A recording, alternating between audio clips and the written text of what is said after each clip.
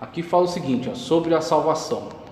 Cremos, professamos e ensinamos que a salvação é o livramento do poder da maldição do pecado e a restituição do homem à plena comunhão com Deus, a todos os que confessam a Jesus Cristo como o único Salvador pessoal, precedidos do perdão divino. E a este dão testemunho todos os profetas de que todos os que nele creem receberão o perdão dos pecados pelo seu nome, conforme Atos 10:43. Trata-se da restauração do relacionamento do ser humano com Deus por meio de Cristo. Deus estava em Cristo reconciliando consigo o mundo, não lhes imputando seus pecados, 2 Coríntios 5:19.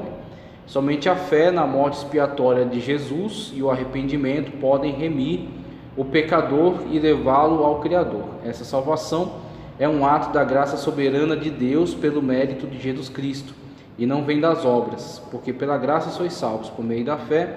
Isso não vem de vós, é dom de Deus, não vem das obras, para que ninguém se glorie. Então está aqui a apresentação do cremos acerca de salvação, e é interessante alguns aspectos que ele ressalta aqui, que ele sempre coloca, fundamentado no que o texto bíblico nos afirma, que a salvação é mediante a fé. Então é a primeira coisa que ele bate aqui, né, uma coluna, né, nisso aqui, estabelecendo, né, essa viga mestra da doutrina, que a salvação é mediante a fé, tá certo? E ela vem somente por meio da graça de Cristo. Então por que ele é tão enfático nessa questão? Porque você tem principalmente um antagonista no calvinismo. Então essa questão da soteriologia tem lá um problema em relação a como o adventista do sétimo dia aborda isso, vinculando a salvação à necessidade da guarda do sábado, e a questão do chamado juízo investigativo, onde em 1854, se não me engano, devo estar errado com a data, mas quando teve a profecia da suposta vinda de Cristo, e aí não ocorrendo a vinda de Cristo, que aliás foi desenvolvida por William Miller, né, essa profecia, e aí não cumprindo-se nas datas que eles chutaram, né, que eles tentaram adivinhar, William Miller desistiu, né, dessa tentativa aí de adivinhação, se reintegrou à Igreja Batista e parou com isso. Só que aí Ellen G. White, o marido dela, Ian Edson, eles aproveitaram esse movimento millerista, tá certo? Esse movimento de acreditar no advento, né, na vinda de Cristo para aqueles dias. Então eles aproveitaram aquela multidão que estava decepcionada com o não acontecimento e reinterpretaram aquilo, dizendo: olha, na verdade o que houve não é que foi totalmente errado, mas houve uma má interpretação. O que aconteceu foi que Jesus saiu do lugar santo, tá certo? E foi para o lugar santo dos santos, no céu. E aí ele está agora lá analisando os pecados, analisando as obras que estão descritas nos livros. E aí quando ele terminar essa análise, então ele imputará a salvação àqueles que ele entender, né, que devam ser salvos, lançando o pecado destes sobre Satanás.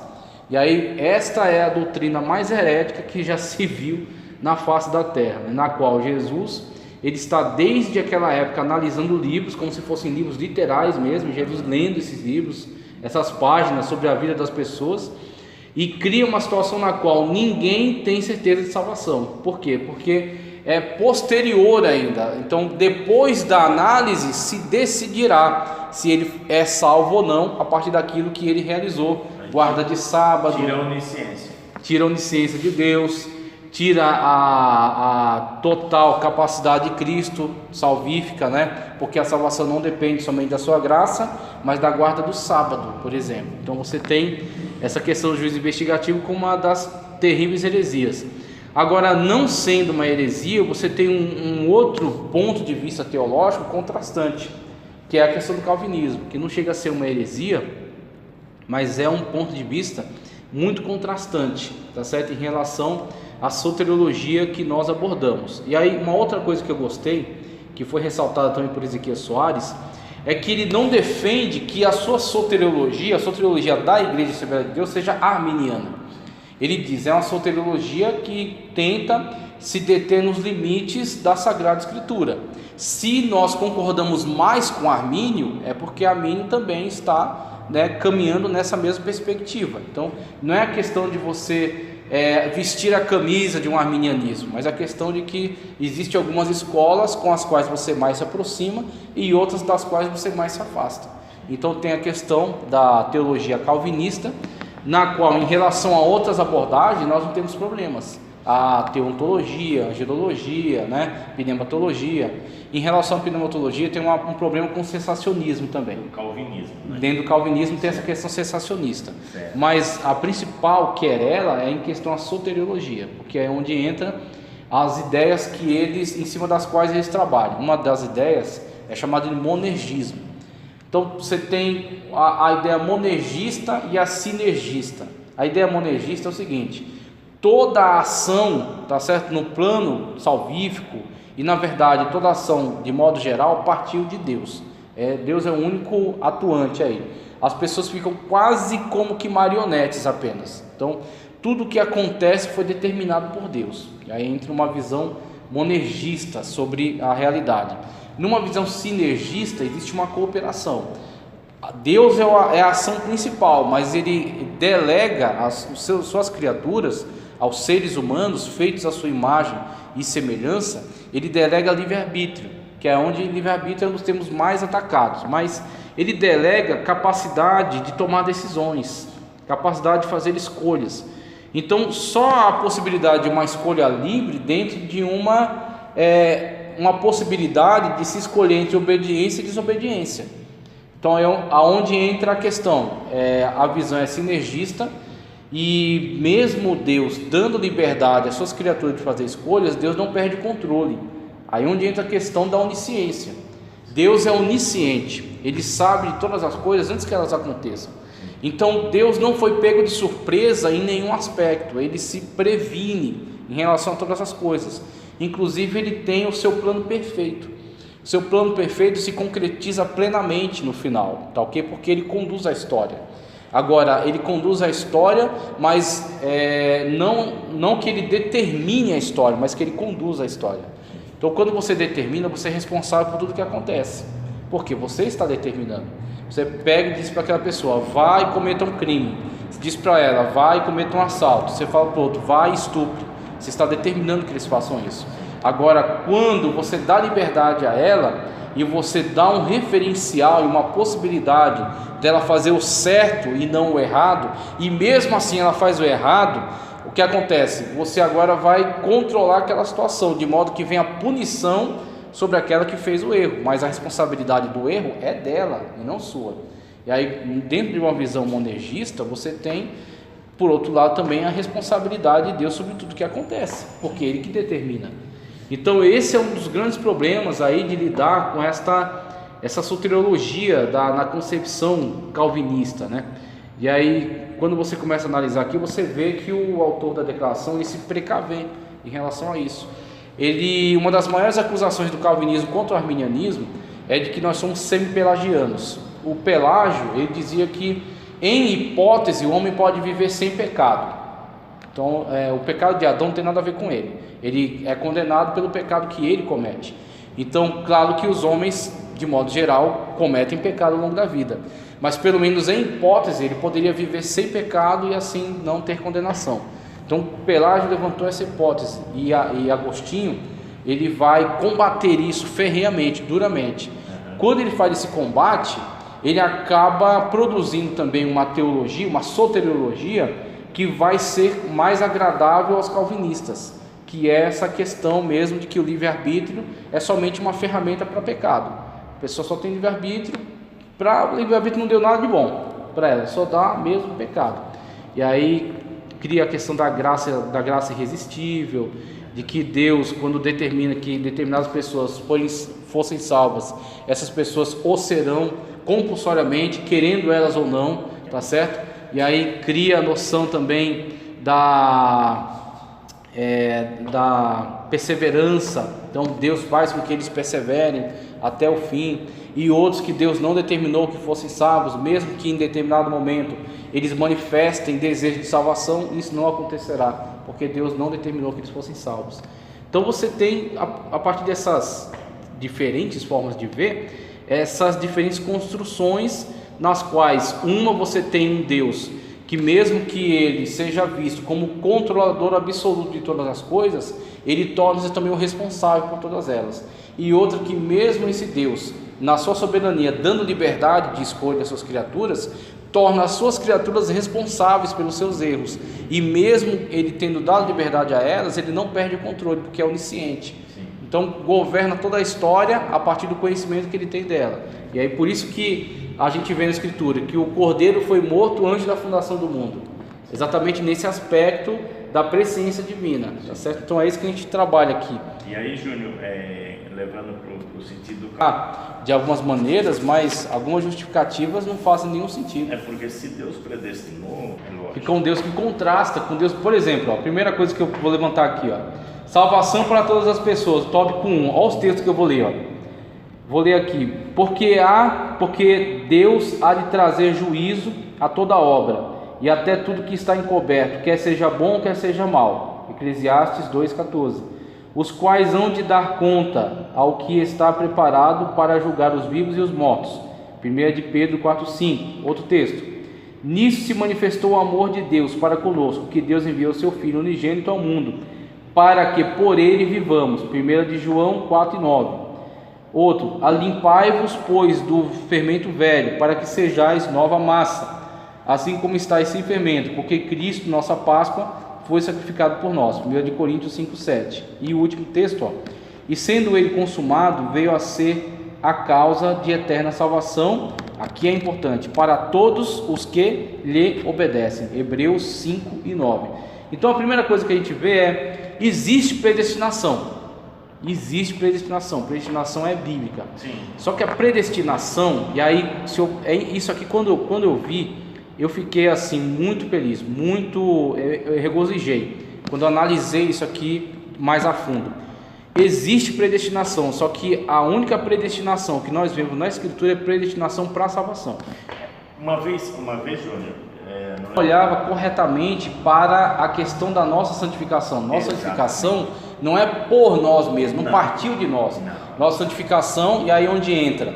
Por isso que você tem que entender direitinho todo o processo sacrificial do Antigo Testamento. Por quê? Porque ele é tipológico. Sim. Em relação a Cristo. Sim. É impressionante, porque assim foram 1000 anos ensinando a partir de toda aquela tipologia do tabernáculo. Sim. Que a pessoa entra, a pessoa vai com seus erros, seus pecados, apresenta a vítima é sacrificada, é imolada, o sangue é espargido no propiciatório, e agora torna-se um meio pelo qual ele pode celebrar, pode continuar em comunhão com Deus. Por quê? Por causa da substituição. Exato. E aí quando traz para Cristo, aí o autor dos Hebreus, ele é extraordinário nessa tipologia. Então os sacerdotes tinham pecados, tinham que sacrificar várias vezes, sacrificavam um animal alheio. Cristo, perfeito, sacerdote, conforme Melquisedeque, sumo sacerdote, né? Sim. E sem pecado, que oferece sacrifício uma vez, não muitas. Sim. Seu próprio sangue, não de outro. Sim. E aí quando você constrói tudo isso, você entende, a nossa santificação diante de Deus é por meio do sangue de Cristo. O sangue de Cristo derramado sobre nós, não é em nós mesmos. A nossa própria santificação plena, total, se dará na glorificação. Exatamente. Quando o que é corruptível se tornará incorruptível. Exatamente. Mas agora nós ainda estamos no estado pecaminoso, dependendo totalmente da graça de Cristo. Eu sei que nessa época foi tão complicado. Ele falhou gravemente aí. Porque quando foi à noite o pastor, quando foi à noite o pastor ainda me chamou e falou: Alvino, nossa, deu um problema na escola dominical. Eu falei: pastor, não, na verdade não era para ter dado. Não era para ter dado, e inclusive eu dei oportunidade a ele de tratar disso em particular, mas ele quis. Mas como foi? Aí eu peguei e expliquei para ele. Aí ele mesma coisa, ele falou: mas nós não somos santos. Eita, meu Deus do céu. Eu falei: pastor, nós ainda estamos num corpo corruptível. Pois é. Nós ainda estamos sujeitos ao pecado. Cadê? Ele não lê Paulo, que diz que mesmo que com minha mente quero servir a Cristo, mas meu corpo habita outra lei. Exatamente. Meu Deus do céu. Não, mas não pode fazer isso. Eu falei: pastor, eu não quis trazer isso. Não pode fazer o quê? Não pode mostrar a verdade? Em Belém, viu? Olha a situação das nossas igrejas. Em Belém.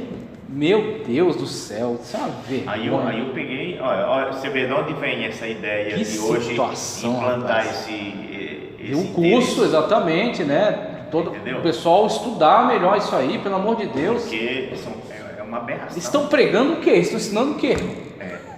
Aí eu sei que Meu Deus eu do era céu. muito complicado, eu melhorei bastante. Mas teve um outro, nessa mesma igreja, teve um outro professor que ele foi ensinar sobre corpo, alma e espírito. Aí ele falou que a alma e o espírito eram o mesmo. Ah, juntou os dois, né? Fundiu. E aí, como o Alvino era polêmico, e aí o Alvino é a mesma coisa. Quando Não, nós a chegamos, mesma coisa não, né? eu falei, olha, e ele era um presbítero na época. Eu falei, Difícil. o irmão. Aí tudo bem, isso aí ele não rebateu muito. Aí depois ele foi falar que Dono da alma, isso é uma heresia adventista e testemunho de Jeová também.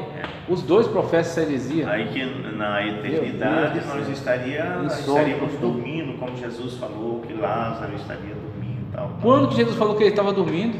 Não. Ele dialogou, né? Meu Não, Deus do céu. Jesus disse, mas disse antes da ressurreição. E outra coisa, quando você ele- olha o cenário que Cristo mostra o rico dialogando com Abraão, pedindo para Lázaro molhar a ponta do dedo, pedindo por quê? Para acordar? Exatamente. Aí eu peguei e falou que na eternidade a gente não ia se conhecer. Sei que foi um balaio de gato assim. Eu nunca gostei de dar aula. Aqui deu um problema desse em relação a nós não nos conhecermos. E na escola bíblica dominical eu defendi a posição de que isso não faz sentido, porque senão nós estamos falando de uma amnésia da nossa mente. Se você sofrer uma amnésia, então quando você chegar lá, você não é mais essa pessoa, você é outra. E como você vai ser julgado? De que forma? Como é que vai julgar as suas obras? Se Cristo você vai não julgar lembra o essas que você obras? fez, se for apagar da sua memória. E as pessoas teimando. Eu falei, você não vai ter o sofrimento em relação a lembranças ruins, esse que você não vai ter. Porque agora você foi transformado, você não te afeta mais. Mas você sabe quem você é e quem o outro é. Lógico. Aí, nossa, aquela ali foi outra polêmica. Terrível, eu falei, né? gente, se a gente vai lá pro rico e Lázaro, o rico, ele não serviu a Abraão. Provavelmente ele não teve na mesma época, mas ele reconheceu Abraão. É verdade, reconheceu, exatamente. É tanto que ele lembrava dos irmãos dele que estavam aqui na terra. Lembrava dos irmãos, ele não sabia. Aí onde entra a questão dos textos lá de Eclesiastes, que aquele que morre não tem recompensa nem te louvará. Mas por quê? Porque de fato ele está numa dimensão espiritual e ali estava sendo visualizado o culto no templo. Então fala, não te louvará por quê? Porque ele morreu, então ele não estará no templo, ele está agora no âmbito espiritual. Uma outra dimensão. Que inclusive eles misturam Sheol e Keber. Sheol é o mundo espiritual dos mortos, Keber é sepultura. Então sempre que a escritura fala acerca da alma, tá certo? Acerca do espírito, sempre fala deste ser espiritual dentro do Sheol. Sheol é o mundo espiritual dos mortos, que no contexto grego é o Hades. Agora, para sepultura, o termo é Keber. Aí é sepultura, aí é o buraco, a cova onde está lá o corpo. Mas a alma está no mundo espiritual, está no âmbito espiritual. Olha, eu já passei por umas. É difícil, porque tem muita confusão. Não, e para defender uma coisa dessa, é aí onde eu falo para você desde o começo. Não é que eu tenho muito conhecimento, mas eu tenho alguns conhecimentos. Isso, e procura assim se dedicar, né, para saber direitinho, buscar uma literatura legal, um livro, né, buscar saber, aprender com quem tem ensinado, que nem Antônio Gilberto, aí, a Bíblia através dos séculos. Então, quando você faz isso, você se previne de muitos erros. Muita coisa eu aprendo até hoje ouvindo pessoas que sabem. Então, eu ouço César Cavalcante, ouço aquele da Batista, o Luiz Saião, ouço Paulo Romero, eu ouço essa galera. Então, eu estou sempre ouvindo, porque vez ou outra eles ensinam alguma coisa. Por exemplo, esses dias eu vi que César Cavalcante de que o sumo sacerdote correto na época de Cristo era João Batista, e não, para começar, dois sumos sacerdotes não existe, a Bíblia não tem dois sumos sacerdotes. Outra, quando chegou na época do pai de João Batista servir no sacerdócio, tinham implantado um negócio de um rodízio de sacerdotes, de sumos sacerdotes. Outra coisa que na Sagrada Escritura não existe rodízio de sumos sacerdotes. Quando o sumo sacerdote chega ao poder, ele é vitalício, ele fica até a morte. Então esse negócio, duas coisas inventadas: rodízio de sumo sacerdócio não existe. E aí ele fala, olha, se você pegar pela a genealogia, corretamente o sumo sacerdócio teria que ser passado de pai para filho. Então ia passar do pai de João Batista, era Zacarias, não é o nome? Ia passar de Zacarias para João Batista. Sim. Aí você fala, por que João Batista usava pelos, vestia pelos de camelo e comia gafanhoto? Aí ele falava, olha, porque as vestes do João Batista estavam trancadas lá no templo. Ele tinha que vestir as vestes sacerdotais. Então, para ele não andar com qualquer roupa, que o sumo sacerdote não poderia andar, qualquer tipo de roupa, ele se vestia da roupa de Elias. Então ele se vestia como Elias. Por que ele comia gafanhoto? Porque ele gostava? Não, porque o sumo sacerdote tem um hábito alimentício próprio, e ele não poderia se alimentar dessa forma, porque ele não estava no templo. Foi tirado dele esse direito de estar no templo. Então ele ficou à parte, se tornou o profeta, o predecessor do Messias, tá certo? E ele é a voz do que clama no deserto. Então a voz de Deus clama através dele no deserto, tá certo? E ele tem todo aquele comportamento que era fazendo menção ao Elias que havia de vir, atendendo as profecias. Então quando você olha com umas situações dessa, esclarece muito. Você falou dos pastores que você escuta, é Paulo Romero? Paulo Romero, César Cavalcante também muito bom, Luiz Saião, ótimo, ensinamentos assim, é um biblista, né? Uma pessoa que tem um conhecimento grego, do hebraico, então ele esclarece muitos pontos controversos, muitos pontos complicados. O Saião é Rodrigo? Luiz Saião,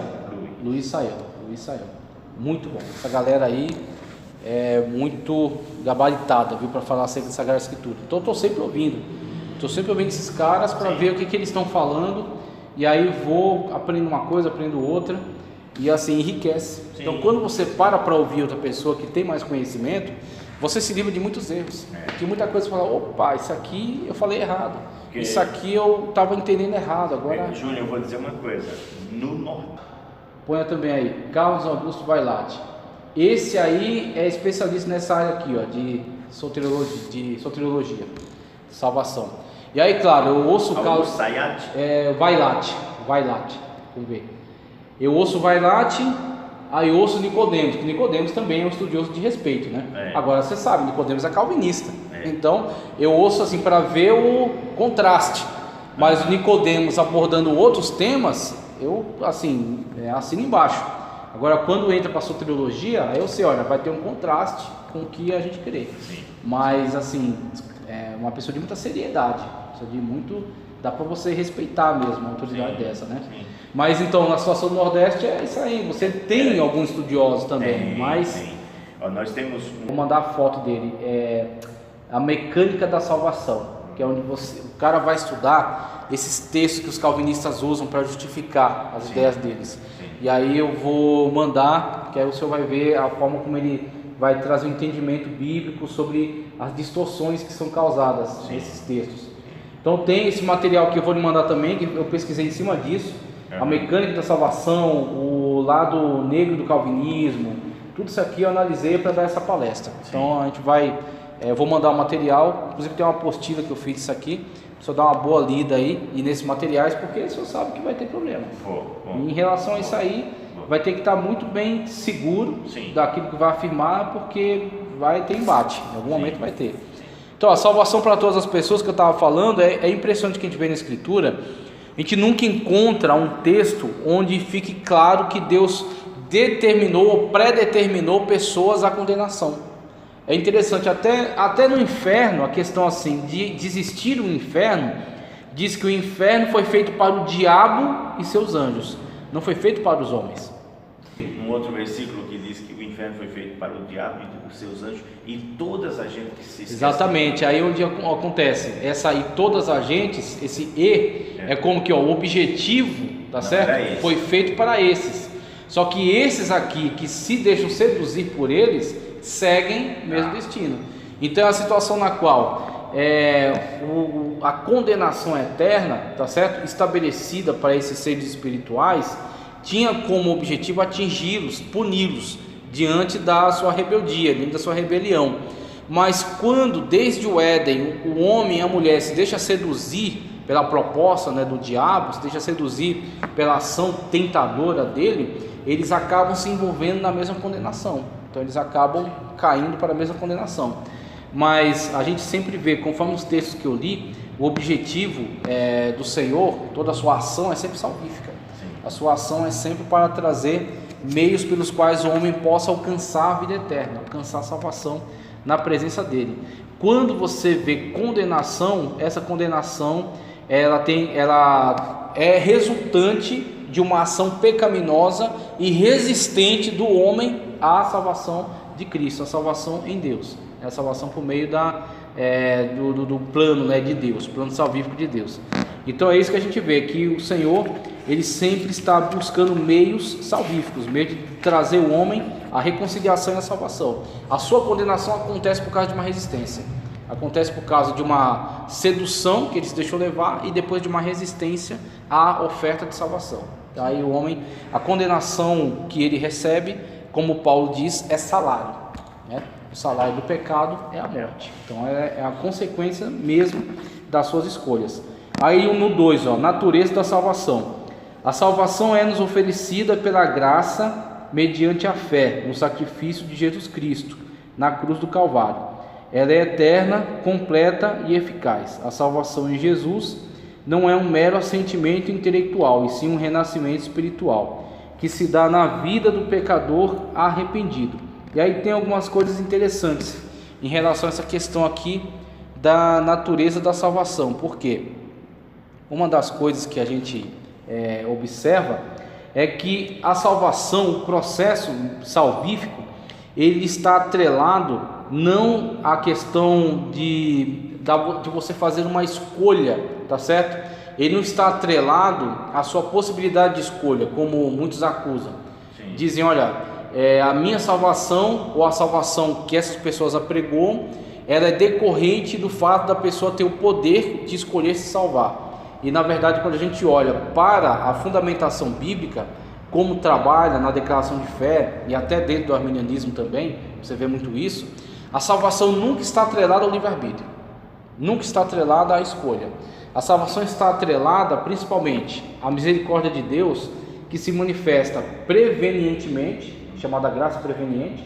Então, graça preveniente é o que? É os meios pelos quais Deus cria para que o homem possa, primeiro, se enxergar um pecador. Aí é onde entra o convencimento do Espírito Santo. O Espírito convence o homem do pecado, da justiça e do juízo.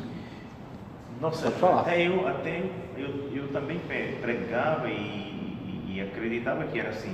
É o que a gente, infelizmente, a gente acaba caindo para essa tendência. Mas se a gente crê que a salvação é uma obra, claro que ela é uma obra do Espírito Santo, mas através do livre-arbítrio eu posso evitar. Aí é onde entra a situação. Primeiro, né? O inimigo, o diabo, cegou o entendimento de todos os homens. Certo. Então, essa é a primeira situação.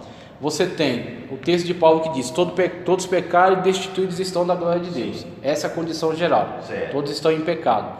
Depois, você tem a questão do homem estar cego para as coisas de Deus, que o inimigo cegou o seu entendimento. Sim. Então, a partir dessa ideia de que existe a queda no pecado, de forma geral, e existe essa questão do homem ser cego para as coisas de Deus, ele só poderia chegar à consciência, primeiro, de que ele é um pecador, através da ação do Espírito Santo de Deus, que é o convencimento, pecado, justiça e juízo. Então, uma vez que ele foi convencido de que é pecador, agora ele precisa abrir o coração para a salvação. Aí onde entra? Onde opera seu livre-arbítrio? Aquilo que Cristo falou, olha, aqueles que creem serão salvos, aqueles que não creem já estão condenados. Eu gosto sempre de ressaltar isso, que quando ele aplica a questão do salvo, está atrelado ao crer. Sim. Quando ele aponta a perspectiva do não crer, ele mostra o aspecto que já se concretizou no passado. Sim. Já estão condenados. Sim. Então, condenados todos já estavam. Poderão ser salvos se crer. Aí onde mora o livre-arbítrio. O livre-arbítrio só é efetivado com a ação preveniente de Cristo. com a ação preveniente de Deus na nossa vida. Então, nossa, como parece simples, mas é complicado. É complicado. Porque se você... É claro que aí nós temos que... Eu tenho que entender esse mecanismo. Sim, exatamente. Porque assim, todos já estão condenados. Exatamente. Né? Ou já estão sentenciados. Isso, né? Aí, exatamente. Mas aí, através do Evangelho, vem a oportunidade da pessoa se livrar. Isso mesmo.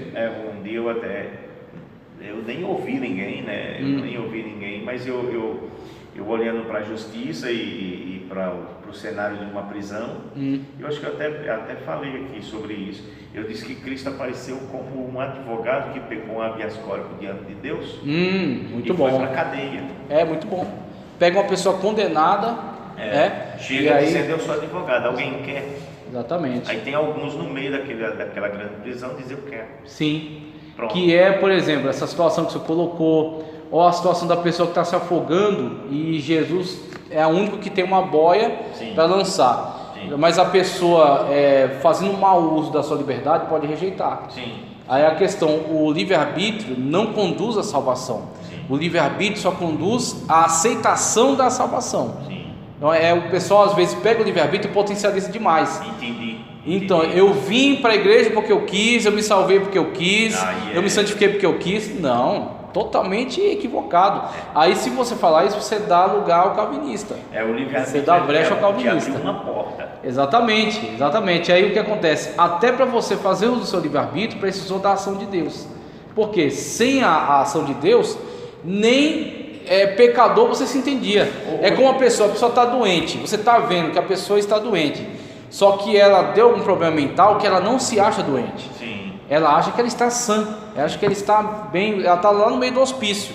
Só que ela acha que ela é um empresário, está na sua empresa, na sua casa. Sim. Por quê? Ela está completamente com a mente cauterizada, a mente perturbada, confusa. Sim, é possível que o livre-arbítrio, da mesma forma que chegou a mim, a você e a outros, é possível que esse livre-arbítrio deve tocar em todas as pessoas. Né? Sim, as pessoas têm essa liberdade de escolha, por isso que elas são responsabilizadas pelos seus pecados. Agora, umas dão mais atenção e outras não, né? Aí o que acontece? Algumas resistem, por isso que Paulo sempre ressalta nas suas cartas: não extingais o Espírito, não resistir ao Espírito. Sim. Se o Espírito hoje vos falar, não ofereça resistência. Sim. Porque a grande sacada e o grande problema se você resiste ao Espírito Santo de Deus, como os homens fizeram no pré-dilúvio. Por isso veio o dilúvio. O meu espírito não contenderá para sempre com os homens, porque eles também são carne. Ou seja, eles deram vazão total à libertinagem, aos desejos carnais, e não atendiam mais à voz do Espírito nas suas consciências. Então, quando a pessoa fica resistindo ao Espírito de Deus dentro da sua consciência, ele está bloqueando toda a possibilidade do exercício do seu livre-arbítrio. Porque o homem por si mesmo só peca. O homem largado a si mesmo, ele só se condena, ele só peca. Agora, quando o Espírito Santo de Deus começa a interagir com a pessoa e começa a trazer nela o desejo de salvação, o desejo de vida eterna, o desejo de aceitação de Cristo, e ela dá lugar, aí onde a obra de Cristo entra como uma imputação. Aí Cristo vai, o meu sangue o purifica de todo pecado, o meu sangue é aspergido, está certo, no propiciatório, torna Deus propício a ele. Deus olha para ele e não vê o seu pecado, mas vê o meu sangue. Eu tomo sobre ele o meu pecado e atribuo a ele a minha obra, a minha obra de justificação. Ele é justificado diante de Deus, ele é regenerado, ele é feito uma nova criatura. Por quê? Exatamente por causa dessa dinâmica da pessoa não resistir ao Espírito. Enquanto ele resistir ao Espírito, nada feito. Ele não vai se salvar por si mesmo. Ele nunca vai chegar por si mesmo à salvação, que é o grande erro, o grande equívoco. Se as pessoas pregam isso, elas dão razão aos calvinistas, que aí eles entram detonando mesmo. Falam, vocês estão pregando aí que a pessoa se salva por si mesma. Isso não é mentira. Mas se você fez essa obra motivado pelas motivações certas, você ama o Senhor Jesus Cristo e você atende às suas ordens, você vai fazer a sua obra, você terá galardão. Se você tentar utilizar isso como um meio de autojustificação, você não vai ter nada, porque ninguém se justifica com obras. A salvação é pela fé unicamente. E aí a dinâmica você é salvo pela fé na pessoa bendita de Cristo Jesus. Aí uma vez que você é salvo, cumpre aquilo que Tiago falou na carta dele: mostra-me a tua fé sem obras, que eu te mostrarei a minha fé pelas minhas obras. Aí serão as obras de um salvo. Sim. Então as obras da fé, Sim, né? sim. Mas a fé só surgiu pela graça. Sim. E aí entra aquilo que alguns, às vezes a gente escuta alguém dizer: eu faço isso porque eu sou salvo. Isso, exatamente, não para ser. Não para ser. Isso, exatamente, totalmente diferente. Então uns fazem para ser salvo, Sim. onde entra a Testemunha de Jeová, por exemplo, Espiritismo, Sim. que fica perambulando por aí, ou dando esmola, ou fazendo caridade, para tentar ser salvo. Sim. E não vai conseguir, porque nada disso justifica diante de Deus em relação aos seus pecados. A única justificação de seus pecados é o sacrifício do Cordeiro de Deus. Então o sacrifício do Cordeiro de Deus, nós conseguimos obter essa bênção, né, sobre a nossa vida, de ser purificado por Ele, por graça. Sim. Unicamente por graça. A salvação é somente manifestar fé na pessoa bendita de Cristo e ser justificado por Ele. Aí a partir disso eu faço isso porque sou salvo e não para ser salvo. Tá? Então essas perspectivas diferentes. Um texto aqui, ó, só para a gente entender: a predestinação genuinamente bíblica diz respeito apenas à salvação, sendo condicionada à fé em Cristo Jesus, estando relacionada à presciência de Deus. Portanto, a predestinação dos salvos é precedida pelo conhecimento prévio de Deus daqueles que, diante do chamamento do Evangelho, recebem a Cristo como seu Salvador pessoal e perseveram até o fim. A predestinação do crente leva-o a ser conforme a imagem de Cristo. Assim sendo, todos nós exortados a perseverar até o fim, né? Somos exortados a perseverar até o fim. Aquele que perseverar até o fim será salvo. E aí nós temos essa perspectiva que é totalmente diferente de uma para outra. Enquanto que no calvinismo você tem, até colocar aqui, ó, a ideia calvinista, você tem a questão da pessoa ser eleita incondicionalmente. O que é essa eleição incondicional? Deus, na eternidade passada, determinou o número daqueles que serão salvos e o número daqueles que serão condenados. Pronto, isso é uma determinação de Deus na eternidade passada. São os decretos de Deus. E aí o número dos que serão salvos não pode nem diminuir nem aumentar. É aquele número só. Então, a salvação para esse grupo, só para a gente deixar muito certo, a salvação para esse grupo é um bingo. Se você tirou o número da sorte, você está salvo. Se você não tirou o número da sorte, você está condenado, independentemente de aceitar Jesus ou não aceitar Jesus. Então, para um calvinista ferrenho, certo? Um calvinista coerente com esses seus ensinamentos, evangelizar não precisa, é inútil. Aceitar Jesus não faz diferença nenhuma.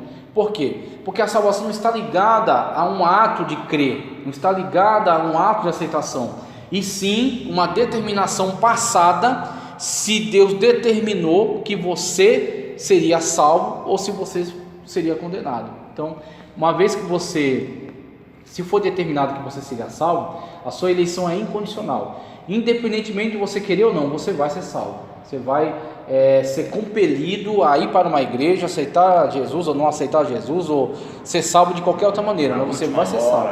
Exatamente, você vai ser salvo. Pode falar. Eu já vi muitas pessoas, mas eu vi... Inclusive o Carlos Vailart explica muito sobre isso, que é a questão do contexto no qual isso nasceu. Então você tem, por exemplo, a teologia reformada, quando ela nasceu, ela começou a aproveitar muito, e assim, não é nada absurdo, eles aproveitaram muito da patrística, dos grandes teólogos que haviam na igreja católica. Então, por exemplo, Agostinho é um dos maiores teólogos da igreja. Sim. E assim, a teologia reformada aproveita muito daquilo que Agostinho escreveu. Os livros dele, da graça, da trindade, da verdadeira religião, a cidade de Deus, tá certo? Confissões. Então, dentro, né, dos estudos de Agostinho, o pessoal aproveita muito. Agora, tem uma situação que alguns estudiosos apontaram. Os calvinistas geralmente eles citam mais as obras de Agostinho velho já, depois que ele estava velho, que ele entrou num combate apologético com Pelágio. Então o que acontece? O próprio Nicodemos, que é um calvinista, explicou um pouco sobre essa questão do problema do teólogo quando ele entra na apologética, tá certo? O apologista é um combatente. Sim. E na hora de você combater, você joga tudo que você precisar para derrotar o seu inimigo. Ele vai defender a sua crença. Defendendo fé. exatamente, ele está fazendo a ortodoxia, defendendo a fé. Então o que ele vai fazer? Ele vai tentar blindar aquilo da melhor maneira possível, para impedir que o outro venha afetar, venha prejudicar. E aí até o Nicodemos exemplificou isso, como o apologista às vezes precisa exagerar um argumento. Por exemplo, se você acordasse pela manhã e visse que seu nariz está 4 vezes maior do que ele é agora, então óbvio que isso é um exagero, você ia entender que aquilo não está mais harmônico, né, com aquilo que você entendia. Então o apologista muitas das vezes ele precisa fazer isso em relação a algum aspecto da escritura, trazer um choque, né, dar assim um excesso para tentar blindar ela contra um ataque. Sim. E aí onde entra a questão do aproveitamento das obras do Agostinho velho, do Agostinho metido no combate com Pelágio, aonde ele tenta descaracterizar totalmente o livre-arbítrio, tá certo? Tirar do homem totalmente essa perspectiva do livre-arbítrio, de modo que ele coloque todo o controle na mão de Deus. Certo. Júnior, deixa eu subir aqui. Pode ser. Deixa eu subir aqui, ver se dá sinal. Tá ok.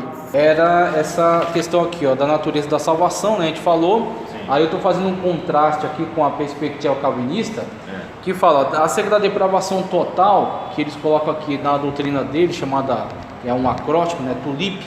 Então vem depravação total, né? Que o acróstico está ligado, na verdade, aos termos em inglês, né? Sim. Mas traduzindo, depravação total, que a gente também acredita na depravação total da humanidade. Só que, diferentemente de uma perspectiva mais calvinista, nós cremos sim que o homem ele continua tendo em si a imagem de Deus. Agora, claro, o fato dele ter a imagem de Deus, ele está deturpada, prejudicada pelo pecado, e o fato dele ainda ter capacidade de escolha não faz com que ele se auto-salve, promova sua auto-salvação. Mas no pecado, Júnior, se submete, tá certo, ao Espírito de Deus na sua consciência, mas isso vai sendo fortalecido.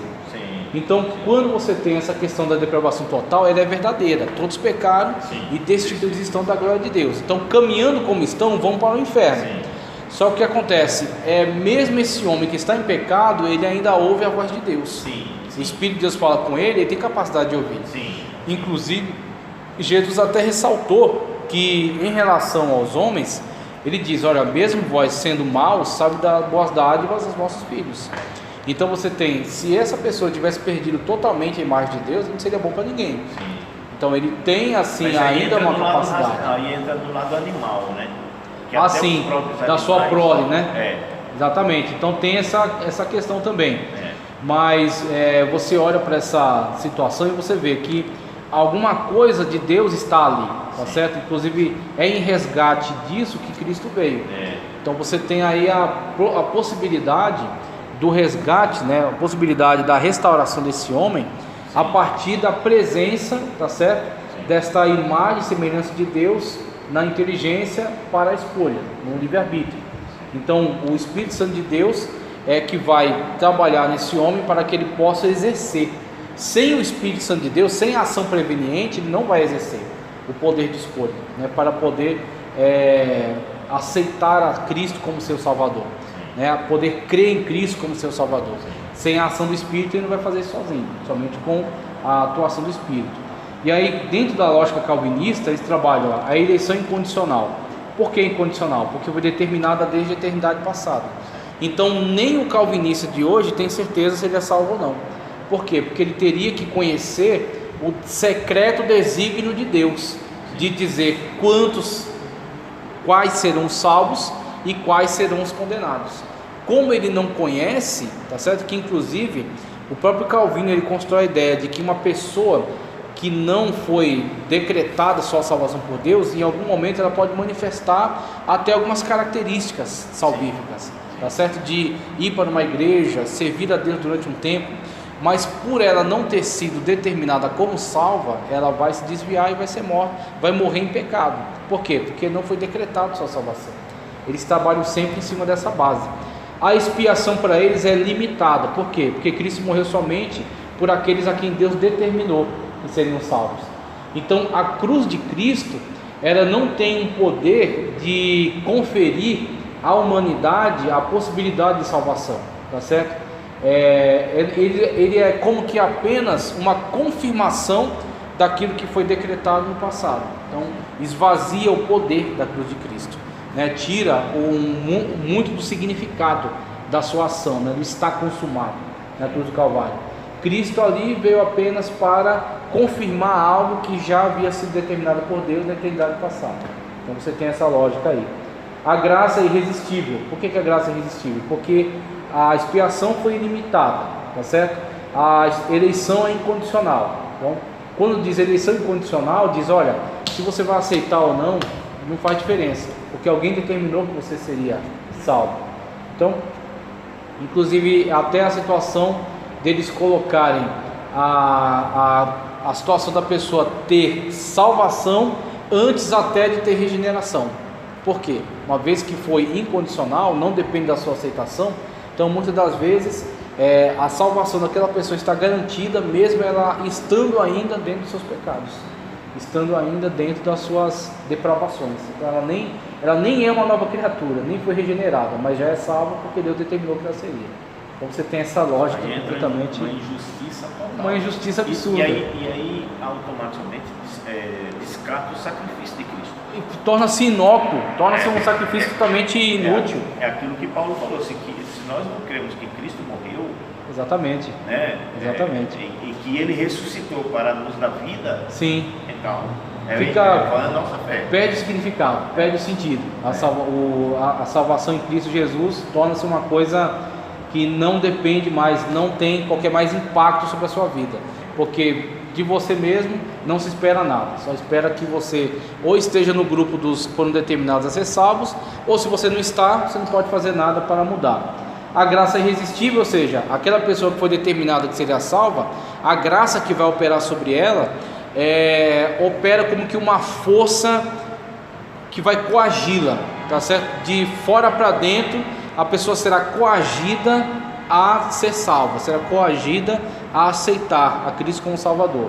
Que na verdade, assim, aceitar a Cristo não tem mais nenhum significado, uma vez que a salvação não está em aceitar, mas está em ser, tá certo? Determinado como salvo.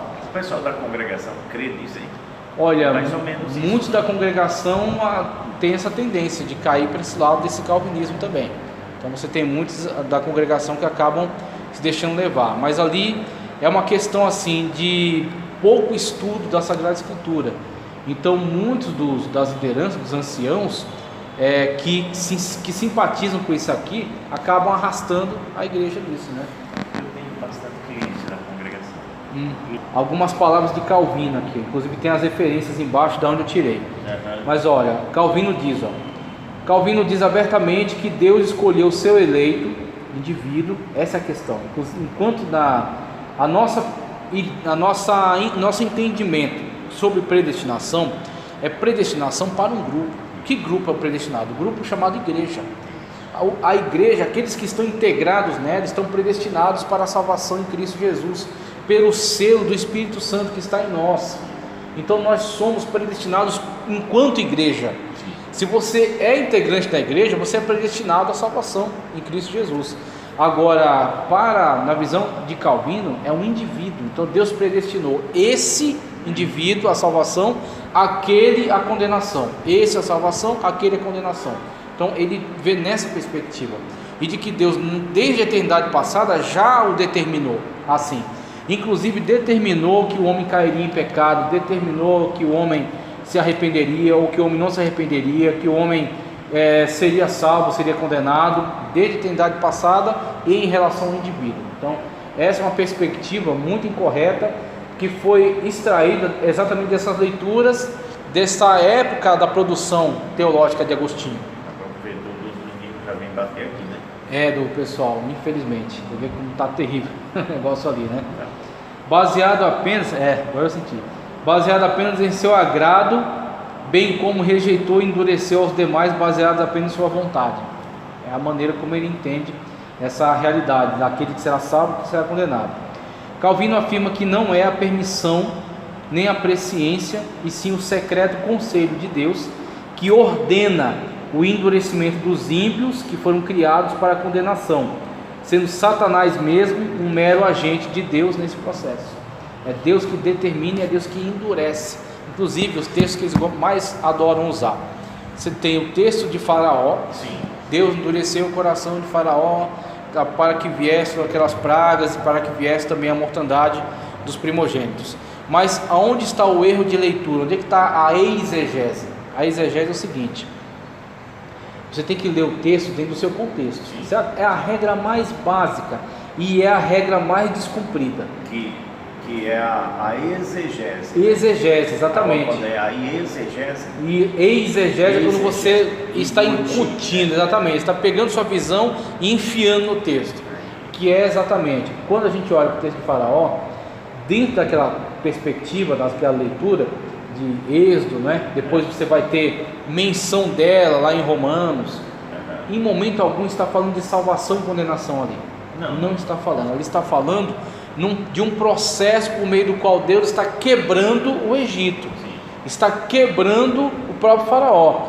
Agora diga para mim, não é isso que acontece em relação àquele que está sendo salvo por Cristo Jesus? Deus faz a mesma coisa que fez conosco, aquilo que ele fez com o Faraó. Deus muitas das vezes quebra a pessoa para que ela saia da sua arrogância e ela perceba a sua necessidade de salvação. Então aquilo que Deus fez com o Faraó, Deus faz conosco também.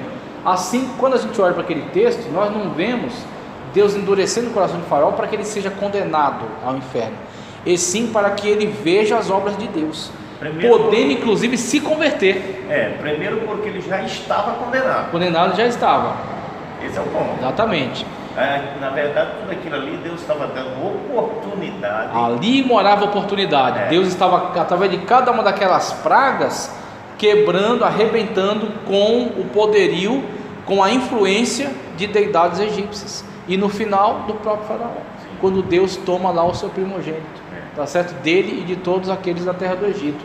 Deus estava dando para eles uma grande lição, que seria aproveitada por eles, se eles assim o quisessem, para se aproximarem do verdadeiro Deus. Então a gente vê um propósito salvífico. Por isso que a gente vê sempre quando Deus se manifesta, é num propósito salvífico. A gente não vê Deus decretar condenação de pessoas antes mesmo delas nascerem, como Calvino afirma, tá ok? Outro texto usado: amei Jacó, aborreci Esaú. Esse texto também é muito usado. Aí, de novo, leia o texto, veja se Deus está falando ali de salvação eterna e condenação eterna. Não está. O que Deus está fazendo ali? Deus é soberano para escolher por meio de quem o plano de salvação vai se cumprir. Sim. É isso que Deus está fazendo, exercendo sua soberania, falando: olha, o plano salvífico é através de Jacó, de Jacó Isaac, de Isaac e Jacó, de Jacó aos 12, tá certo? Não através da linhagem de Esaú. Então Deus aborreceu Esaú, não no sentido de Deus aborrecer condenando-o ao inferno, mas sim, Deus escolheu Jacó para por meio dele trazer o Salvador. Sim. Cristo veio dos descendentes, né, de Jacó, e não por meio de Esaú, de onde vieram os edomitas. É isso que o texto diz. Até porque, Júnior, aí que entra a onisciência de Deus, a presciência de Deus, que quando Esaú ele entende que Jacó tinha recebido a primogenitura, a primeira coisa foi desprezar a sua família. Exatamente. Já começou ali todo um processo de degradação. Começou a fazer coisas para irritar os seus pais. Enquanto Jacó sentiu o desprezo, sabia que ia morrer, ele entra num propósito. Isso aí. Aí você vê a natureza de um e de outro, que Deus conhece. Sim. Deus conhece, faz um raio-x e sabe que é através desse aqui e não através daquele. É isso que o texto está dizendo. Inclusive, a salvação que veio por meio de Jacó pode ser alcançada por Esaú. Se Esaú se arrepender dos seus pecados e crer no Deus que Jacó crê, no Deus que Isaac crê, no Deus que Abraão cria. Essa é a questão. Exatamente. Outro texto que eles gostam de usar: Paulo falando lá em Romanos sobre os vasos de honra e os vasos de desonra. E aí que diz que Deus tolerou os vasos de desonra, que se fizeram, tá certo, vasos de desonra. Para quê? Para visando beneficiar os vasos de honra, a quem ele constituiu. Então o texto, se você ler ele direitinho, você vai ver. Quando fala dos vasos de honra, diz que Deus constituiu os vasos de honra. Quando fala do vaso de desonra, diz que se fizeram de desonra. Quando você observa o texto somente numa leitura fiel, uma leitura bastante cuidadosa do texto, você percebe que dentro dele está a resposta. O vaso de honra foi feito por Deus, ou seja, Deus sempre está proporcionando meios de que as pessoas sejam vasos de honra, através de Cristo, através do seu plano salvífico, oferecendo religação, oferecendo restauração, tá certo? Então Deus está sempre proporcionando que as pessoas sejam vasos de honra. Quando as pessoas rejeitam toda a iniciativa de Deus, elas fazem de si mesmo vasos de desonra. É uma má escolha que faz a pessoa ser vaso de desonra e ser condenada. Só que é sempre graça que faz a pessoa ser um vaso de honra. Aí eu vejo dois textos que é interessante. Eu vejo Jeremias, sim, o vaso que caiu. E aí não posso eu, exatamente, não posso eu fazer novamente, né? O vaso que caiu. É verdade. Então, o defeito não está no oleiro, mas sim no vaso. No vaso, exatamente. Outra aquilo que João fala, né, nas epístolas de João, dizendo que muitos têm se feito anticristo. Olha aí de novo, se feito. Eles estavam no meio de nós. Exatamente. E aí se coloca em antagonismo, em oposição a Cristo. Que inclusive esse anticristo, ele é tanto a questão de estar em antagonismo, em oposição, quanto a questão de querer tomar o lugar de Cristo. Ser um anticristo também é a questão de se colocar no lugar de Cristo. Calvino rejeita totalmente a perspectiva de que tem alguma relevância o fato de Deus prever a aceitação ou rejeição de qualquer pessoa, afirmando que de fato foi Deus quem determinou que uns nascessem para serem salvos e outros para que fossem condenados desde a madre, e isso para a glória do seu nome. Essa é a teologia calvinista. Calvino reprova totalmente a ideia de que Deus predestina apenas os salvos, afirmando que a salvação de alguns e a condenação da maioria dependem unicamente da vontade direta e soberana de Deus, e não das ações de aceitação ou negação do Evangelho. Aí eu quero partir para o ponto 3, para a gente caminhar para o final. Veja: regeneração, santificação e glorificação. Regeneração é transformação do pecador numa nova criatura. Quer aprender? Foi Francisco. E aí, em cima daquilo que a gente está tratando, ó, sim, a regeneração é a transformação do pecador numa nova criatura pelo poder de Deus, como resultado do sacrifício de Jesus na cruz do Calvário. Essa obra é também conhecida como novo nascimento, ou nascer de novo, né? E nascer do Espírito. Trata-se de uma operação do Espírito Santo na salvação do pecador. Ensinamos que, já salvo, justificado e adotado como filho de Deus, o novo crente entra de imediato no processo de santificação, pois assim o requer a sua nova natureza em Cristo. Agora, libertados do pecado e feitos servos de Deus, tendes o vosso fruto para a santificação e por fim a vida eterna. Romanos 6:22. Esta é a vontade de Deus, a vossa santificação, que vos abstenhais da prostituição. 1 Tessalonicenses 4:3. Todos os crentes em Jesus são chamados santos. Santificação é o ato de separar-se do pecado, dedicar-se a Deus. Ele exige santidade de seus filhos, como é santo aquele que vos chamou, sede vós também santos em toda a vossa maneira de viver. Portanto, escrito está: sede santos, porque eu sou santo. 1 de Pedro 1:15-16. Pois sem a santificação ninguém verá o Senhor. Segui a paz com todos, e a santificação, sem a qual ninguém verá o Senhor. A glorificação é a derradeira etapa de nossa salvação em Cristo Jesus. E aos que justificou, a esse também glorificou. Trata-se de um processo da futura transformação do nosso corpo mortal. Quando a gente olha para isso aqui, a gente vê exatamente aquilo que a gente estava falando no começo, sobre todo esse processo, por meio do qual a gente vai chegar ao estado de perfeição, que tem uma caminhada para isso, né? Tem uma caminhada. Então, vem a questão da regeneração, né? A regeneração começa quando? Quando você manifesta a fé salvífica. Então, o trabalho de Deus por nós começou antes de nós sermos salvos. Então, primeiro Cristo, né, que se sacrificou por nós, mesmo sendo nós ainda pecadores. Então, você tem essa ideia que é totalmente contrária à questão da expiação limitada. A expiação é ilimitada. A expiação é ofertada para todos, tá certo? Então, Cristo fez a expiação pelo pecado de todos. Aí uma coisa é Cristo ter garantido, é que nem uma pessoa, olha, tem uma conta bancária que está recheada de dinheiro, ela tem $1 milhão, só que ela só vai ser sua se você aceitar os termos. Então essa conta bancária, aquele que está transferindo a herança, ele quer que seja entregue a você, só que tem o testamento, e o testamento impõe algumas regras. Então, para você receber o controle sobre essa conta, você tem que assinar o testamento e cumprir os termos. Então, assim também a questão da expiação. Cristo garantiu meios salvíficos para todos, só que só terá acesso a ele quem crê nele como Salvador.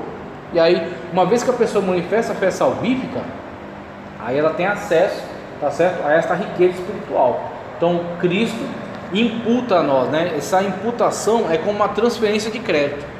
Então, Cristo, olha, está totalmente, como disse na cruz, está consumado, está totalmente garantido para você esse acesso ao Pai, como o véu do templo que se rasgou de cima a baixo. Você pode ter acesso ao Santo dos Santos, você pode ter acesso à presença de Deus, ter seus pecados não somente cobertos, apagados, tá certo? Mas para isso tem que crer, porque Ele é o caminho, a verdade e a vida. Ele é a única porta, só vai ao Pai através dele.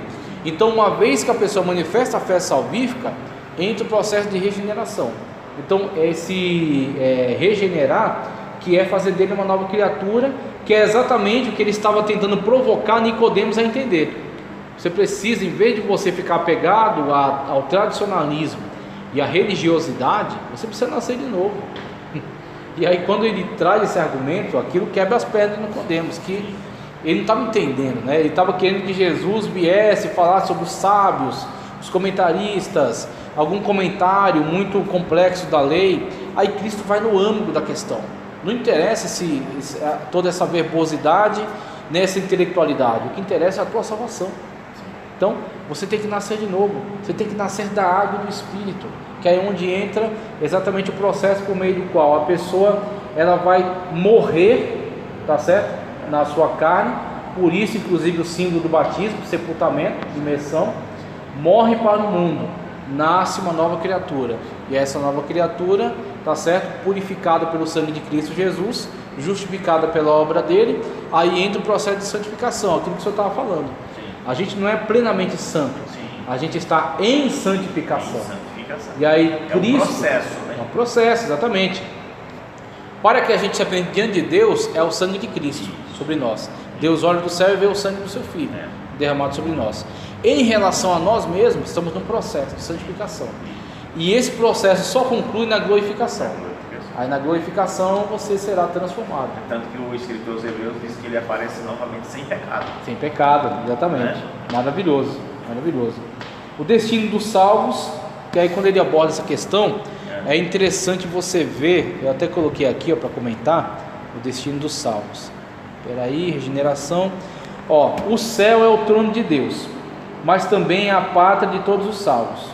A condição no céu será de perfeita experiência da presença de Deus, pois é lugar de perfeita santidade, gozo, alegria sem fim e da perfeita felicidade. O livro de Apocalipse descreve alguns vislumbres dessa morada eterna dos que amam a Deus. Jesus ensinou que o céu é para os que creem em seu nome. Se ele disse, credes em Deus, credes também em mim, na casa de meu Pai há muitas moradas. Nessa promessa repousa a esperança dos santos. Os salvos são peregrinos e estrangeiros na terra. A pátria definitiva dos remidos é o céu, e estes aguardam o dia em que o Senhor Jesus virá buscá-los para juntamente com ele. O céu é o destino da igreja. Jesus disse, para que onde eu estiver, estejais vós também. Aí é o texto que eu trouxe. Eu, porém, vos digo que de maneira nenhuma jureis nem pelo céu, porque é o trono de Deus. Mateus 5,34. Filipenses 3, 20 e 21 diz, mas a nossa cidade está nos céus, donde também esperamos o Salvador, o Senhor Jesus Cristo, que transformará o nosso corpo abatido para ser conforme o seu corpo glorioso. Olha só, segundo o seu eficaz poder de sujeitar também a si todas as coisas. Então, somente esses dois aqui, porque o contraste aqui é em relação àquilo que eu tinha falado no começo sobre a heresia, tá certo, da juiz investigativo. O juízo investigativo, que é exatamente esse processo no qual Jesus está analisando pecados, tá certo? Para posteriormente lançar os pecados daqueles que serão salvos, lançar sobre o diabo, que é onde eles tiram e sair daquela passagem dos 2 bodes, um que é sacrificado e outro que é mandado para Azazel no deserto. E aí aí onde entra sempre o problema da exegese, onde que aquele texto está falando acerca da nossa justificação diante de Deus. Aquele texto é um texto que trata acerca de um dos ritos cerimoniais. Então ele é uma tipologia, tá certo? Acerca de uma representação do pecado sendo coberto pelo sangue de um, tá certo? E sendo afastado de nós em relação ao outro. Então, é apenas essa exemplificação. Mas quando a gente olha para o sacrifício de Cristo, a gente vê um sacrifício que inclusive eliminou a necessidade de todos aqueles sacrifícios do tabernáculo. Então quando Cristo ele derrama o seu sangue, não é como um sacerdote pegando um bode, ou um cordeiro, ou um carneiro, ou um boi. É o sumo sacerdote Cristo derramando o seu próprio sangue. O sangue daqueles animais apenas cobria, o sangue de Cristo apaga.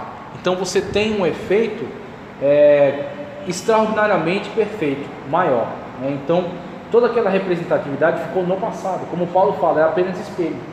Antes víamos por espelho, agora vemos a própria face, né? Vemos agora o próprio Senhor manifesto, em vez de ver apenas uma representação dele. Então quando a gente olha para isso, a gente não pode ficar tão apegado àquele texto, tem que olhar para Cristo. E o que eles fizeram? Pegaram aquele texto de uma maneira completamente fora do contexto e criaram em cima dele uma soteriologia que não encaixa, que não bate com aquilo que nós vemos em Cristo Jesus. Então o Senhor Jesus, por meio do seu sacrifício, ele não vai apenas tomar o nosso pecado e lançar sobre uma outra pessoa, fazendo dela cooperadora no processo salvífico. Então quando você afirma esse tipo de processo salvífico, você diz que Satanás está participando da nossa salvação, que é infelizmente a conclusão daquilo que eles construíram, que Satanás é o nosso co-salvador. Aí você tem, por exemplo, as seitas, elas trabalham com esse tipo de confusão. Os mormons dizem que Satanás é irmão de Jesus. Aí você tem essas distorções. Já os adventistas dizem que Satanás é co-salvador, porque nosso pecado vai ser lançado sobre ele, então graças a ele nós vamos ter nosso pecado afastado de nós, e assim nós vamos poder ser salvos. Aí Satanás torna-se o nosso co-salvador junto com Cristo. Então com isso você tem um grave erro. Então por isso que ele vai trabalhando aqui, mostrando que o sangue de Cristo apaga, mostrando que Cristo é o único Salvador, mostrando que Cristo é o suficiente Salvador, tá certo? E mostrando também que através desse processo de regeneração, feitos nova criatura, santificação, estamos vivendo exclusivamente para Deus, e glorificação final, quando fomos perfeitos diante de Cristo, Cristo torna-se o total responsável pelo nosso processo salvífico, total responsável. E aí, quando nós olhamos para essa situação, nós vemos, uma vez que você está em Cristo, você já tem em si a vida eterna, que é outro aspecto que também eu achei muito impressionante quando eu entendi. A gente geralmente olha para a vida eterna como assim, olha, uma vez que a gente entregar nossa vida aqui, a gente fechar os olhos, começa a vida eterna, e é uma visão distorcida. A vida eterna já começou. Então, quando você olha na perspectiva correta, você vê que através de Cristo Jesus, através do Espírito Santo, que é o selo da promessa, você já tem vida eterna. Você não pode olhar somente para um lapso temporal que é a vida humana. A vida humana é apenas uma passagem curta. Então é aí onde muitos caem e acabam não tendo uma mudança. É porque ele fica pegado com essa vida. E quando ele morrer, ele vai viver a vida eterna. Sim, e sendo que a vida eterna ela já está operando, já está acontecendo. Inclusive, se você cair da graça, se você rejeitar a Cristo, você danifica exatamente essa participação na vida eterna salvífica, né? Você, em vez de estar garantido para a vida eterna com Cristo, você pode apostatar e entrar numa condenação eterna. Caiu da graça. Caiu da graça, exatamente. E aí você tem essa situação na qual aqueles que apostatam da fé lançam fora, jogam fora exatamente essa bendita salvação, essa bendita salvação em Cristo Jesus. E aí só uma questão que eu queria colocar aqui para finalizar, até falando um pouco sobre isso também, esses textos aqui, ó, que a gente falou agora sobre essa questão do apóstata, e eu coloquei 2 textos aqui, ó, Hebreus 6, 4 ao 6. Porque é impossível que os que já uma vez foram iluminados e provaram o dom celestial, e se fizeram participantes do Espírito Santo, e provaram a boa palavra de Deus, e as virtudes do século futuro, e recaíram, sejam outra vez renovados para arrependimento, pois assim quanto a eles, de novo crucificaram o Filho de Deus, e o expõem ao vitupério. Hebreus 6, 4 ou 6. Deixa eu ler outro texto aqui já. 2 de Pedro 2, 20 e 22. Portanto, se depois de terem escapado das corrupções do mundo, pelo conhecimento do Senhor e Salvador Jesus Cristo, forem outra vez envolvidos nelas e vencidos, tornou-se de último estado pior do que o primeiro, como Jesus fala lá atrás, né? Quando a casa foi limpa e adornada e torna-se desabitada porque a presença de Jesus não está mais ali, os demônios, vendo isso, trazem mais 7 para habitar aquela casa, né? Porque melhor lhes fora não conhecerem, olha que coisa extraordinária, porque melhor lhes fora não conhecerem o caminho da justiça do que, conhecendo, desviarem-se do santo mandamento que lhes fora dado. Deste modo, sobreveio-lhes o que por um verdadeiro provérbio se diz: o cão voltou ao próprio vômito, e a porca lavada ao espojadouro de lama. 2 de Pedro 2, 20 e 22. Os 2 textos, eles nos falam de algo muito claro, né, para a gente encerrar. Tanto o texto de Hebreus quanto o texto de Pedro nos falam de pessoas que conheceram o que é salvação, como os predicativos usados lá em Hebreus, né? Conheceu a graça, conheceu o Espírito, conheceu o benefício da vida futura e tudo mais. Então, uma vez que foram iluminados, né, tiveram todos os benefícios, e como Pedro aqui diz, foi resgatado, né, foi tirado dessa lama de pecado, mas voltou para ela, você tem a situação na qual tanto aquele abordado em Hebreus quanto abordado em Pedro foram pessoas que provaram o que é salvação. Ô Júnior, aí eu me pergunto o seguinte: se de fato Deus previu a sua salvação, se Deus previu que ela de fato aceitaria Ele como o único e suficiente Salvador, que é uma coisa que só Deus sabe, somente se nós pudéssemos abrir o livro da vida e ver. Então nem todos que estão na congregação estão no corpo de Cristo, tá certo? Mas dentre aqueles que aceitam Cristo como Salvador, sinceramente, e são beneficiados por Cristo, e estão integrados à igreja, mesmo assim, fazendo uso de sua liberdade, podem optar abertamente, optar conscientemente por abandonar, por rejeitar, por trocar, como Esaú trocou a primogenitura por um prato de lentilha, tá certo? Então eles podem optar por abandonar a fé, que aí, como é caracterizado aqui pela apostasia, o apóstata, tá certo? Que está descrito aqui no texto de Hebreus e no texto de Pedro. Agora, só uma diferenciação que a gente quer fazer entre aquele que aceitou Jesus, só que como eles abordaram aqui, apostatou da fé, abandonou a fé, e como Pedro colocou, voltou ao espojadouro de lama, né? Voltou a se sujar com o pecado e tornar-se condenável. Existe sim um grupo de pessoas que aceitam a Cristo sinceramente, vivem uma vida espiritual, mas em determinado momento, fazendo mau uso de sua liberdade, apostatam da fé e decaem. Mas mesmo, tá certo, com essa possibilidade, mesmo com essa situação, existe, a partir do entendimento da capacidade de Deus ter preveniência, tá certo? De Deus ter presciência, é isso que eu queria ressaltar. A partir do entendimento correto da presciência divina, nós podemos afirmar, tá certo? De acordo com a Sagrada Escritura, eu até vou trazer o texto aqui, a gente pode afirmar que de fato Deus conhece aquele que será salvo no final de todas as coisas, aquele que de fato adentrará as mansões celestiais como um salvo. Então Deus conhece aquele que será salvo no final, por quê? Devido à sua capacidade de ter preveniência, de ter presciência sobre todas as coisas, né? Sua onisciência conhece tudo, sua presciência conhece de antemão, conhece antes delas acontecerem, que é o texto de Romanos 8:29. Olha só: pois aqueles que de antemão conheceu, também os predestinou para serem conformes à imagem de seu Filho, a fim de que ele seja o primogênito entre muitos irmãos. Romanos 8:29, que é a diferenciação que se faz entre crentes e eleitos. Então, o que é um crente?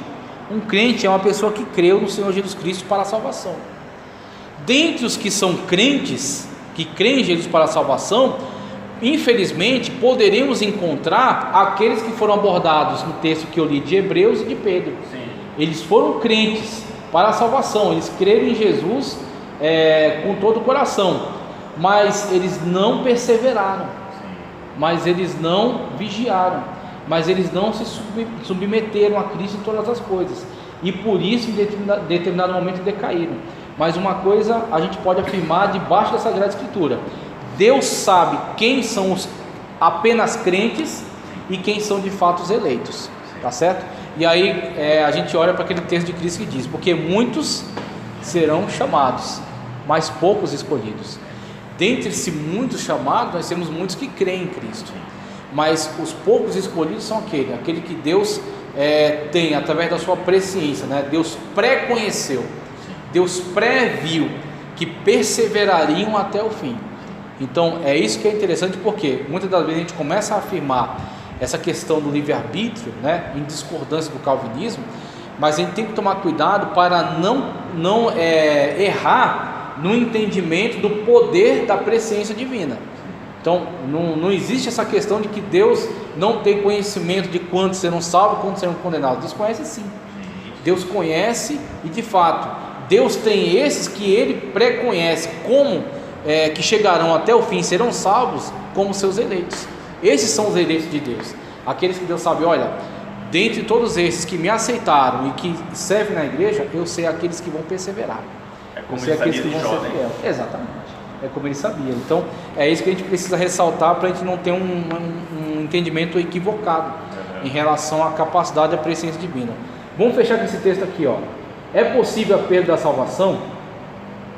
Rejeitamos a afirmação segundo a qual uma vez salvo, salvo para sempre. Esse uma vez salvo, salvo para sempre, isso é um grande mal, isso é um grande prejuízo. Por quê? Tira de mim a responsabilidade da perseverança. Então, para eu perseverar na graça, o que eu tenho que fazer? Eu tenho que negar a mim mesmo, né? Eu tenho que me submeter. Santificação, exatamente. Eu tenho que submeter a Cristo, como Paulo diz: sede escravos de Cristo para a salvação, e não escravos do pecado para a morte.